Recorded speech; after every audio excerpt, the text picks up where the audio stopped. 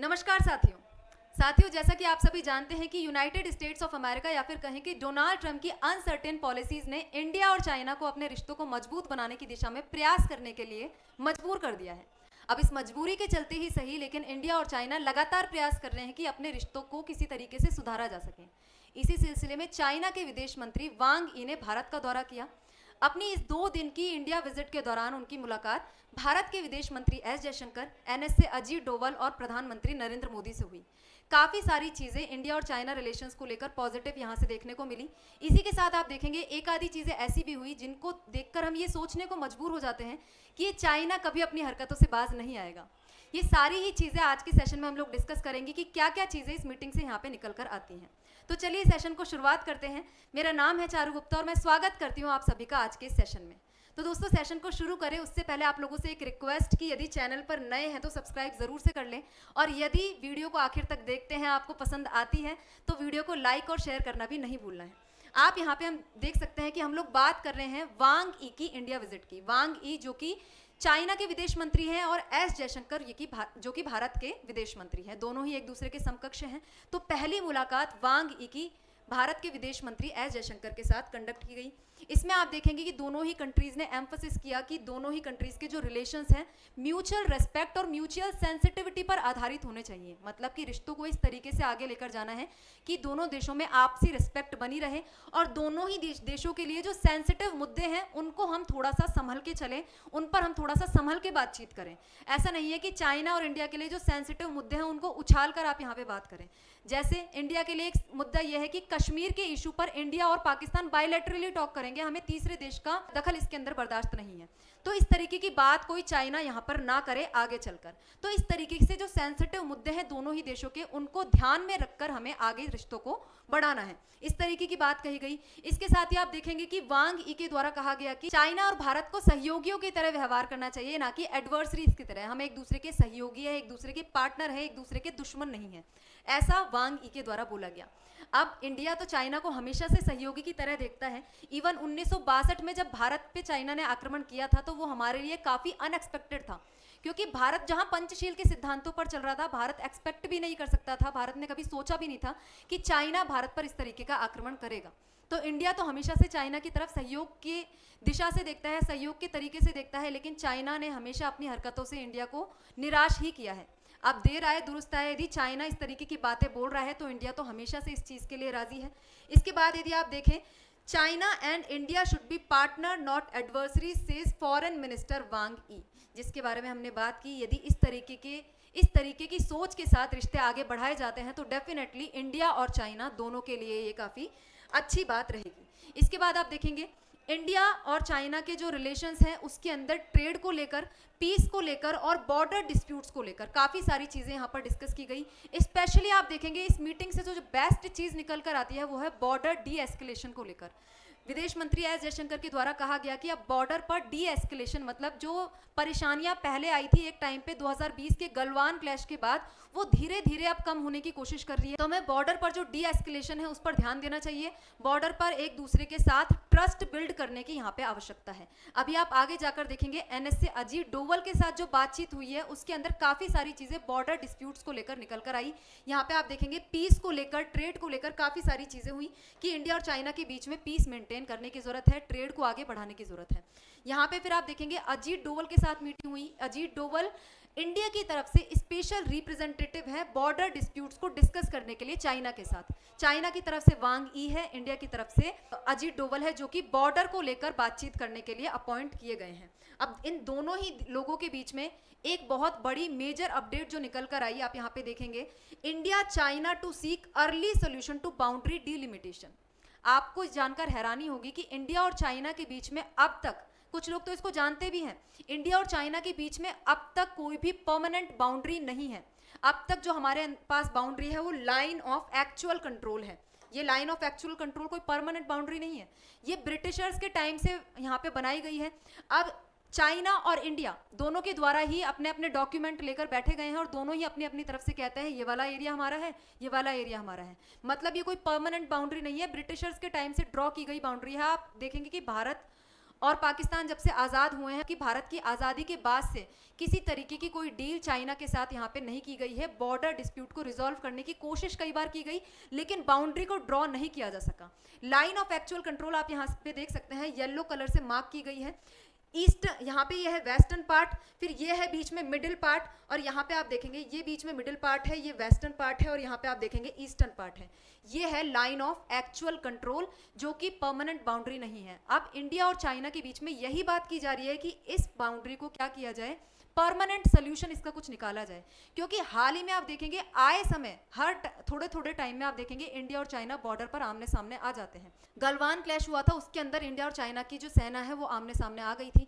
क्योंकि ये border demarcated नहीं है, तो इंडिया कहता है कि ये वाला पार्ट हमारा है, चाइना कहता है ये वाला पार्ट हमारा है। वो बॉर्डर पे थोड़ा आगे आते हैं, इंडिया उनको क्या करता है, पीछे की तरफ धकेलने की कोशिश करता है। तो आए दिन ऐसे क्लैश इंडिया और चाइना की आर्मी के बीच में हमें देखने को मिलते हैं। इसलिए इनके द्वारा अब कहा जा रहा है कि कोई परमानेंट सोल्यूशन यहाँ पे निकालना काफी जरूरी है, और बाउंड्री को अब क्या किया जाएगा, डीलिमिट किया जाएगा। Chinese foreign minister in India says that permanent solution can be found for issues between neighbours.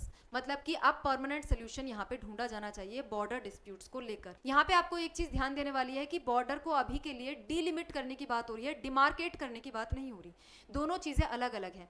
फिलहाल के लिए इंडिया हमेशा चाइना से कहता आया है कि बॉर्डर का जो डिस्प्यूट है उसका रेजोल्यूशन किया जाए, परमानेंट तरीके से इस इशू को क्या किया जाए, रिजॉल्व किया जाए। चाइना के द्वारा इस बार काफी अच्छे संकेत दिए जा रहे हैं। चाइना भी विलिंग है, चाइना भी अपनी तरफ से प्रयास करने की कोशिश कर रहा है कि बॉर्डर का परमानेंट सोल्यूशन ढूंढा जाए। चाइना का जो ऑफिशियल स्टेटमेंट है वो ये है कि ये जो बॉर्डर डिस्प्यूट है काफ़ी कॉम्प्लिकेटेड है, इसको रिजॉल्व करने में काफ़ी परेशानी आएगी, लेकिन एटलीस्ट हम बॉर्डर को डीलिमिट तो कर सकते हैं। डीलिमिट का मतलब है कि आप क्या करोगे, चाइना की तरफ से कुछ रिप्रेजेंटेटिव आएंगे, इंडिया की तरफ से रिप्रेजेंटेटिव आएंगे, अपने अपने मैप लेकर बैठेंगे और उस पर बाउंड्री को क्या किया जाएगा, मार्क किया जाएगा कि ये चाइना की तरफ का हिस्सा है, ये इंडिया की तरफ का हिस्सा है। यदि पेपर्स पर बात हो रही है तो उसको हम क्या बोलेंगे, बाउंड्रीज का डीलिमिटेशन किया गया है। और यदि ये पेपर से बात निकलकर एक्चुअल बॉर्डर्स पर आ जाती है, बॉर्डर्स पर एक्चुअल साइंस ड्रॉप किए जाते हैं, तो उसको हम क्या बोलेंगे, डिमार्केशन बोलेंगे। अभी डिमार्केशन नहीं हो रहा है, चाइना ने कहा है कि अभी हम क्या कर सकते हैं, डीलिमिटेशन कर सकते हैं, और जैसे जैसे चीजें आगे बढ़ेगी हम परमानेंट सोल्यूशन की तरफ आगे बढ़ेंगे, बॉर्डर डिमार्केशन की तरफ आगे बढ़ेंगे। इंडिया और चाइना की बॉर्डर का मैंने आपको बता दिया। यहाँ पे आप लोग देख सकते हैं काफ़ी डिस्प्यूटेड एरिया यहाँ पे है। यहाँ पे आप देखेंगे कि ये वेस्टर्न पार्ट है, ये वेस्टर्न सेक्टर है जो कि 1570 किलोमीटर का है। यहाँ पे देखेंगे आप अक्साई चीन, जो इंडिया का पार्ट है, इसको 1962 के वॉर में चाइना ने अपना हथिया लिया था, तो इस पे चाइना का फिलहाल के लिए राज चल रहा है। यहाँ पे आप देखेंगे सेंट्रल सेक्टर जो कि इंडिया का उत्तराखंड और हिमाचल प्रदेश आता है। इसके बीच में यहाँ पे जो छोटे छोटे एरियाज दिखाई दे रहे हैं ये लेस डिस्प्यूटेड है, लेकिन डिस्प्यूट किसी ना किसी तरीके का यहाँ पे भी है। इंडिया इनको होल्ड करता है, लेकिन चाइना इस पर अपना क्लेम करता है। इधर की तरफ आप यहाँ पे देखेंगे ईस्टर्न सेक्टर में 1325 किलोमीटर का एरिया, जिसके अंदर आप देखेंगे कि पूरे के पूरे अरुणाचल प्रदेश को चाइना अपना पार्ट बताता है, जबकि जो अरुणाचल प्रदेश है इंडिया का मोस्ट ईस्टर्न यहाँ पे स्टेट है। तो इस तरीके का डिस्प्यूट इन कंट्रीज के बीच में, दोनों कंट्रीज के बीच में लंबे समय से चला आ रहा है। और यहाँ पे आप देखेंगे कि जो एरिया है ना, वेस्टर्न सेक्टर, यहीं पे गलवान है। गलवान में यहाँ पे क्या हुआ था, 2020 में दोनों ही आर्मीज आमने सामने आ गई थी और काफ़ी बुरा यहाँ पे क्लैश हुआ था दोनों ही आर्मीज के बीच में। तो इस तरीके की चीज़ें आगे ना हो, इसको लेकर इंडिया और चाइना परमानेंट सोल्यूशन करने को तैयार हो गए हैं। पहली बार ऐसा हुआ है, इंडिया और चाइना अब अपनी बॉर्डर्स को वापस से डिलिमिट करने और देन इवेंचुअली डिमार्केट करने के लिए प्रयास करेंगे। इसके बाद आप देखेंगे कि वांग ई की मुलाकात होती है मंगलवार को प्रधानमंत्री नरेंद्र मोदी से। नरेंद्र मोदी से मुलाकात के दौरान दोनों ही देशों के रिलेशंस को लेकर काफ़ी अच्छी बातें बोली गई। नरेंद्र मोदी जी के द्वारा कहा गया कि चाइना और इंडिया के बीच में जो रिलेशंस है वो स्टीडी प्रोग्रेस कर रहे हैं। स्टीडी मतलब धीरे धीरे प्रोग्रेस कर रहे हैं। इनके द्वारा कहा गया कि जब मेरी विजिट हुई थी लास्ट ईयर कजान में, जब मैं राष्ट्रपति शी जिनपिंग से मिलने गया था, तब से लेकर अब धीरे धीरे चाइना और इंडिया के रिश्ते सुलझने लगे हैं, धीरे धीरे अच्छी दिशा में आगे बढ़ रहे हैं। 2020 के गलवान क्लैश के बाद से इंडिया और चाइना के जो रिलेशन खराब हुए थे वो 2024 की कजान विजिट के बाद से सुधरते हुए दिखाई दे रहे हैं, ऐसा पीएम के द्वारा कहा गया। इसके साथ ही इनके द्वारा बोला गया कि आने वाले समय में एससीओ की विजिट के लिए मैं चाइना जाने वाला हूं, उसके लिए I am looking forward to it. और साथ ही बोला गया कि स्टेबल, प्रिडिक्टेबल और constructive ties between India and China will contribute significantly to regional as well as global prosperity. तो मतलब यदि इन दोनों कंट्रीज के बीच में अच्छे टाइज होते हैं, स्टेबल टाइज होते हैं, प्रिडिक्टेबल टाइज होते हैं, और प्रिडिक्टेबल मतलब कि आगे आने वाले समय में ये नहीं है कि कल को क्या हो जाए अब क्या पता, ठीक है, चीजें ऐसे ही चलती है, आपको पता है। आज के टाइम पे भारत और चीन के रिश्ते अच्छे हैं क्योंकि यूएस के साथ चीन और इंडिया दोनों के रिश्ते खराब हो रहे हैं। आगे आने वाले समय में पता नहीं है कि कब चाइना के और यूएसए के रिश्ते सुधर जाएं, चाइना इधर की तरफ से अपने हाथ खींच के यूएसए की तरफ वापस से मुड़ जाए। तो इस तरीके के रिश्ते की यहाँ पे बात नहीं की जा रही, बोला जा रहा है कि चीज़ें प्रिडिक्टेबल होने चाहिए। आगे हमको पता होना चाहिए कि चीन के साथ ऐसे रिश्ते हमारे चलने वाले हैं, आगे आकर चीज़ें खराब नहीं होंगी। तो इस तरीके के रिश्तों की यहाँ पे प्रधानमंत्री नरेंद्र मोदी के द्वारा बात की गई। India China ties has made study progress, प्रधानमंत्री नरेंद्र मोदी सेज। इस तरीके की चीज़ें वांग ई के द्वारा बोली गई। दोनों देशों ने अपने रिश्तों को मजबूत बनाने की दिशा में आगे काफ़ी सारी अच्छी बातें बोली। इसके साथ ही आप लोग देखेंगे कि China is ready to supply rare earth metals, fertilisers and tunnel boring machines to India. जो सप्लाईज चाइना के द्वारा पहले हाल्ट कर दी गई थी, रोक दी गई थी या फिर बंद कर दी गई थी, उसे अब क्या किया जा रहा है, वापस से शुरू किया जा रहा है। फर्टिलाइजर्स के बारे में और रेयर अर्थ मेटल्स के बारे में हम पहले भी डिस्कस कर चुके हैं।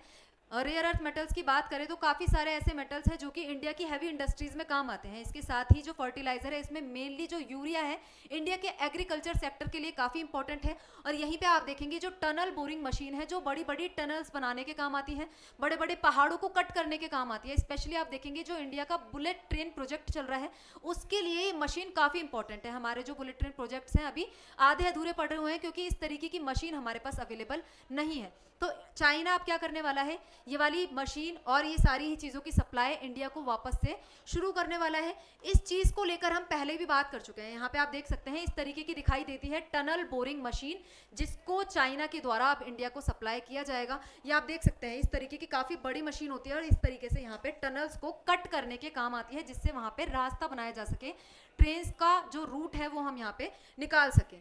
तो इस पे यदि आपको कंप्लीट सेशन देखना है तो आप ये वाला सेशन यहाँ चैनल पर जाके देख सकते हैं। भारत और चीन अब लगातार अपने संबंधों को आगे बढ़ाने की दिशा में कदम उठा रहे हैं। तो चैनल पर आपको और भी बहुत सारी वीडियोस यहाँ पे मिल जाएंगे। चारू एजुकेट्स नाम से चैनल है।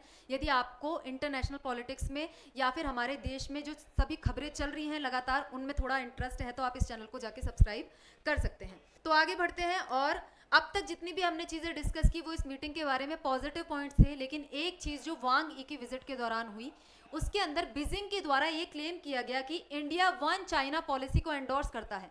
वन चाइना पॉलिसी क्या है? चाइना के द्वारा ये क्लेम किया जाता है कि ताइवान और चाइना एक ही हैं, जबकि ताइवान अपने आप को अलग देश के रूप में मानता है। तो यहाँ पे इस तरीके का डिसइंफॉर्मेशन कैंपेन चाइना के द्वारा चलाया गया और ये बताया गया कि चाइना, इंडिया की तरफ से इस चीज़ को एंडोर्स किया गया है, इंडिया की तरफ से इस चीज़ को ऑफिशियली कहा गया है कि इंडिया वन चाइना पॉलिसी को एंडोर्स करता है, जबकि इंडिया की तरफ से इस तरीके की कोई भी बात नहीं कही गई। आप देख सकते हैं यहाँ पे चाइनीज़ मीडिया इस तरीके के जो ट्वीट्स हैं ये कर रहा है, इस तरीके की चीज़ें छापने में लग रहा है कि इंडिया के द्वारा इस तरीके की बात वांग ई की विजिट के दौरान कही गई है। आप यहाँ पे देख सकते हैं ये चाइना का मैप है और यहाँ पे जो छोटी सी कंट्री आपको दिखाई दे रही है ये है ताइवान। ताइवान की जो कैपिटल है ताइपेई, यहाँ पे ये अपनी 23 मिलियन लोगों का अलग से देश है, अपनी अलग से कंट्री है, अलग से मुद्रा है, सारी चीज़ें इनकी अलग से चलती है। लेकिन चाइना के द्वारा कहा जाता है कि ये ताइवान अलग से कोई देश नहीं है, ये चाइना का ही पार्ट है। यही है चाइना की वन चाइना पॉलिसी, जिसको इन्होंने कहा कि इंडिया अब इसे ऑफिशियली मानने लग गया है, इंडिया ने अब इसे ऑफिशियली एंडोर्स किया है। लेकिन इंडिया ने इस बात का खंडन किया। ये क्या है? केवल एक डिसइंफॉर्मेशन कैंपेन है। अपनी जो पॉपुलेशन है उसको लुभाने के लिए चाइना के द्वारा इस तरीके के कैंपेन्स चलाए जा रहे हैं कि देखो इंडिया हमारी बात मान गया है, इसलिए हम इंडिया के द्वारा इस तरीके का कोऑपरेशन कर रहे हैं। लेकिन इंडिया के द्वारा साफ मना किया गया कि there is no change in position on Taiwan India after Chinese media reports on Jaishankar Wang meet. Chinese media के द्वारा लगातार इस तरीके की बातें छापी जा रही थी कि इंडिया ने वन चाइना पॉलिसी को एंडोर्स किया है, जबकि आप यहाँ पे देखेंगे इंडिया का ट्रेडिशनल पॉलिसी क्या रहा है ताइवान को लेकर। India endorse the one China policy in past but the phrase has not appeared in any bilateral document since 2011। 2011 से इंडिया ने एक भी बार ऐसा नहीं कहा कि इंडिया वन चाइना पॉलिसी को एंडोर्स करता है। While new Delhi does not has formal diplomatic ties with Taipei, both side has steadily built connections over the past 3 decades. दोनों ही कंट्रीज के बीच में डिप्लोमेटिक टाइज यदि नहीं है, लेकिन दोनों ही कंट्रीज ट्रेड के क्षेत्र में, इकोनॉमी के क्षेत्र में, टेक्नोलॉजी के क्षेत्र में, टूरिज्म के क्षेत्र में आपस में एक दूसरे से कॉपरेशन करती रहती है। इन 1995 India setup India Taipei association in Taiwan to promote trade, tourism and cultural exchanges while Taiwan opened its Taipei Economic and Cultural Center in Delhi. मतलब इस तरीके के रिलेशंस इंडिया और ताइवान के बीच में हैं। दोनों ही नेशंस एक दूसरे से कटे हुए नहीं हैं, इवन कटे हुए होने भी क्यों चाहिए। ऐसा नहीं है कि चाइना ताइवान के साथ किसी तरीके के रिलेशंस मेंटेन नहीं करता। इंडिया जो खुद चाइना है वो ताइवान के साथ ट्रेड रिलेशंस हो गए, कल्चरल एक्सचेंज हो गया, इस तरीके के रिलेशंस ताइवान के साथ मेंटेन करता है। तो वाई नॉट इंडिया? इंडिया भी अपनी तरफ से सारी चीज़ें करता है, कॉपरेशन करता है। डिप्लोमेटिक टाइज नहीं है तो क्या हो गया, लेकिन और क्षेत्रों में तो हम ताइवान के साथ कॉपरेशन कर सकते हैं। तो आप देखेंगे कि इस तरीके की चीज़ों को देखकर लगता है कि चाइना कभी भी अपनी हरकतों से बाज नहीं आएगा, नहीं तो इस तरीके का डिसइंफॉर्मेशन कैंपेन चलाने की चाइना को कहीं भी कोई ज़रूरत नहीं थी। इसके साथ ही आप देखेंगे कि इंडिया में विजिट के लिए आए वांग ई, उसके बाद तुरंत ही पाकिस्तान के विजिट पर चले गए। तो इंडिया को ये स्पेशली नहीं आए थे, पाकिस्तान में गए हैं अपने ऑल वेदर फ्रेंड से मिलने के लिए, सभी तरीके की चीज़ों पर वहाँ बातचीत करने के लिए। आप देखेंगे इंडिया के तुरंत बाद पाकिस्तान के विजिट करना न्यू दिल्ली के लिए एक कंसर्न है, जबकि चाइना के द्वारा कहा जा रहा है कि इंडिया और पाकिस्तान के रिलेशंस चाहे कैसे भी हो, चाइना दोनों ही कंट्रीज़ के साथ इक्वली अच्छे रिलेशंस मेंटेन कर सकता है। लेकिन इस तरीके की बातें बोलना और करना, दोनों ही चीज़ों में काफ़ी फ़र्क होता है। आप लोगों को पता है ऑपरेशन सिंदूर के टाइम पे चाइना ने पाकिस्तान को हैविली एड दिया था। आप देखेंगे हथियारों को लेकर या फिर और मिलिट्री इंटेलिजेंस को लेकर चाइना के द्वारा पूरी पाकिस्तान की मदद की गई थी। लेकिन इस तरीके की चीज़ों को यहाँ पे भुलाया नहीं जा सकता। तो हमें अपने रिलेशंस को, मैंने पहले भी जैसा आपको बताया, डाइवर्सिफाई करने की ज़रूरत है। चाइना के साथ हमारे रिलेशंस अच्छे हो रहे हैं, ये अच्छी बात है, लेकिन बाकी कंट्रीज से, स्पेशली ब्रिक्स नेशन की यदि आप बात करें तो उनके साथ हमें अपने रिश्ते साथ में मजबूत बनाने की ज़रूरत है। इसलिए ही ऐसा इंडिया के द्वारा किया भी जा रहा है। चाइना के विदेश मंत्री वांग ई से मिलते ही तुरंत जो भारत के विदेश मंत्री है एस जयशंकर मॉस्को की विजिट के लिए रवाना यहाँ पर हो गए। चाइना गया पाकिस्तान, इंडिया गया रशिया। इसके साथ ही आप देखेंगे कि ऐसा भी कहा जा रहा है कि पुतिन इस साल के एंड तक भारत में आ सकते हैं। तो रशिया और इंडिया के टाइज जितने स्ट्रांग होते हैं वो भारत के लिए उतना ही अच्छा है। और इसके साथ ही हमने देखा कि प्रधानमंत्री नरेंद्र मोदी चाइना की भी विजिट करेंगे एससीओ समिट के लिए। यदि आप यहाँ पे देखेंगे कि इंडिया, रशिया और चाइना यदि तीनों मिलकर काम करें तो हमें वेस्टर्न पावर्स की यहाँ पे ज़रूरत नहीं पड़ेगी, या फिर हम वेस्टर्न पावर्स को यहाँ पे बीट कर सकते हैं। तो ये जो चाइना, इंडिया और रशिया के बीच में इस वक्त जो सहयोग बनता हुआ हमें दिखाई दे रहा है, आगे आने वाले समय के लिए काफ़ी इंपॉर्टेंट हो सकता है, स्पेशली डोनाल्ड ट्रंप की नीतियों को देखते हुए। यदि तीनों ही नेशंस अपने अपने क्षेत्र में अच्छे से कॉपरेशन करते हैं तो हम वेस्ट को यहाँ पे आराम से बीट कर सकते हैं। तो इसी चीज़ को सोचकर हमें रिश्तों को आगे बढ़ाना चाहिए। तो आज के सेशन में हमने सारी चीज़ें डिस्कस की, जो जो मीटिंग से चीज़ें निकल कर आई वो सारी ही चीज़ें हमने यहाँ पर डिस्कस की। ये सेशन आपको कैसा लगा कमेंट बॉक्स में ज़रूर से बताइएगा। और आप सभी को क्या लगता है कि ये जो भारत और चीन के रिश्ते अभी के लिए बन रहे हैं, क्या ये लॉन्ग लास्टिंग होंगे, या फिर चाइना जिस तरीके से पहले ही भारत को धोखा देता हुआ है आगे आने वाले समय में भी ऐसे काम करने की कोशिश करेगा? इंडिया का इस पे क्या स्टैंड होना चाहिए, आप सभी कमेंट बॉक्स में ज़रूर से बताइएगा। आज के सेशन में इतना ही है। Thank you very much.